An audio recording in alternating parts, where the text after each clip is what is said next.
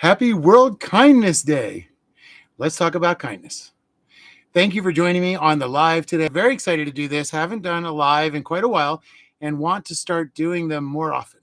But today is an especially special day because today is World Kindness Day.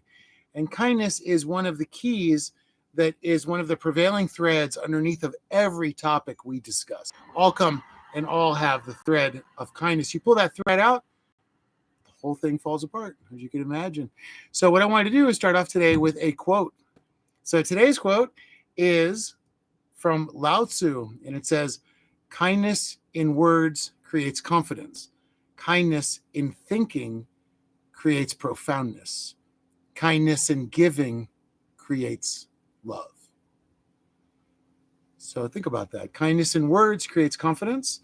Kindness in thinking creates profoundness. And kindness in giving creates love. Something to keep in mind today as we celebrate this amazing day. So today is not only an important day to talk about kindness to others, but to talk about kindness to yourself and make sure that you take care of yourself, that you give yourself a few minutes out of the day to relax, have yourself a coffee or a tea. I'm curious what you're having for your afternoon libation. For me, this is coffee today. So you can have coffee, tea, take a few minutes, get out of the white noise of complexity that surrounds us, all of us, every day. And World Kindness Day is a great day to remember that. In a way, it seems like it's almost a distant cousin of Christmas, which is sort of the other kindness day that we are always experiencing. So today, as we discuss World Kindness Day, what I'd really like to do is to jump in and talk about the holiday itself. Now, you probably think I made this up, but World Kindness Day was introduced in 1998 by the World Kindness Movement, and it's actually celebrated in, I think, around 28 countries. So today, you're celebrating kindness with everybody, and if you think about everybody's heart beating in alignment, that is a lot of love being. And I found that Krispie Kreme is giving away glazed donuts at all of their locations. And that is one of the ways that they're going to celebrate. But it really struck me as odd because donuts are some of the most unkind food that we have. Although we love to think about donuts, let's talk about kindness and donuts. All right. I know it seems like a weird topic, but stick with me for a second. So I looked up the ingredients for the Krispie Kreme glazed donut, which is what they're giving away. I think I said 200 to the first 200 people going into each store today, one free glazed donut. Now, three of the ingredients that really stand out that are problematic are butter, eggs, and milk. Now, if you're not familiar, like we're vegan, but if you're not familiar with veganism or with the idea of how dairy works, and you're not a dairy farmer, and if you are a dairy farmer, please leave a message also, because we'd love to hear from you about this in case we have any aspects of it wrong. But dairy is one of the cruelest industries out there. And to go buy a donut comprised out of ingredients of cruelty to celebrate the kindness of yourself doesn't make any sense. So today, we ask that you think about the world around you, yourself, and the people around you, and the animals around you, and act out of kindness to all. There can be no caveats. There can be no examples. There can be nothing left out. Kindness throughout, in fullness. Kindness and Fullness Day. Now, why is dairy a problem?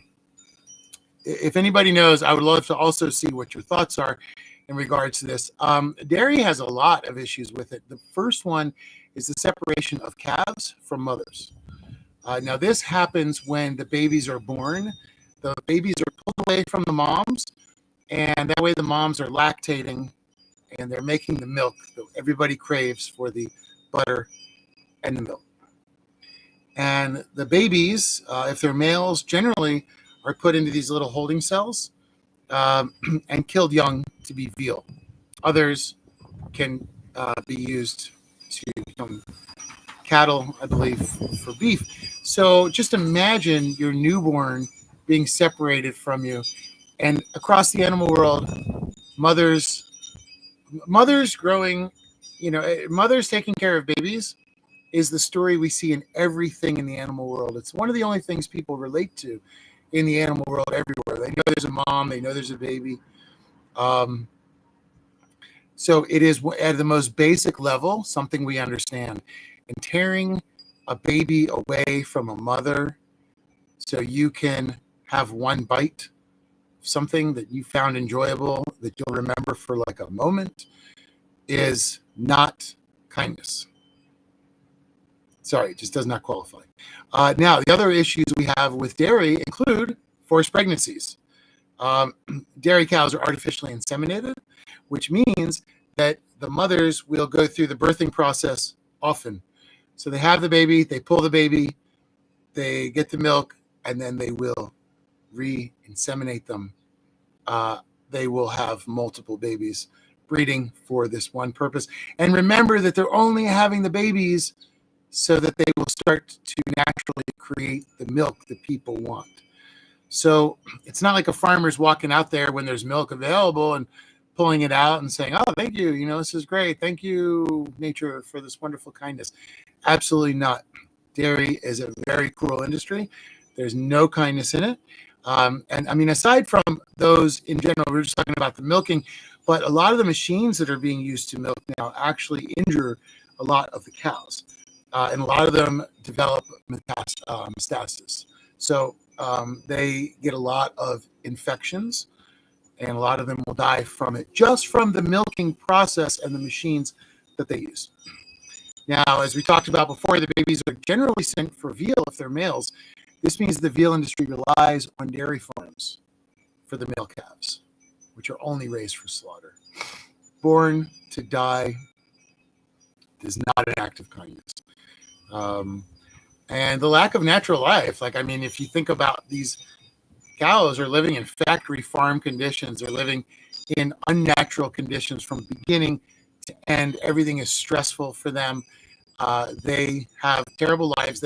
Most of them have these cutouts in them. I don't know if you've ever been to different farms, teaching farms, dairy farms, and things like that. They have these giant holes in the side of them where they come in with these hoses and just pour the antibiotics in, pour the other things in. Now, they're given hormones, antibiotics to increase their milk production and to prevent disease. But this creates a whole other world of problems for the cows and for the people that ingest this unnatural thing. And also, please, friends of mine that still drink milk, consider the fact that there is a certain amount of pus that is allowed within the milk that is considered drinkable. So your fresh milk has pus, and that pus does come from these antibiotics and from these hormones. So, okay, I know it sounds like a little crazy. Why are we talking about all this horribleness on kindness? But we're almost there. We just have to think a little bit more about these poor cows and about how we can be kind in our day-to-day life to extend kindness to all of the world around us. Now, did you know that if cows were on their own, they were grazing, they were out in sanctuaries or whatever, they would live around 25 years.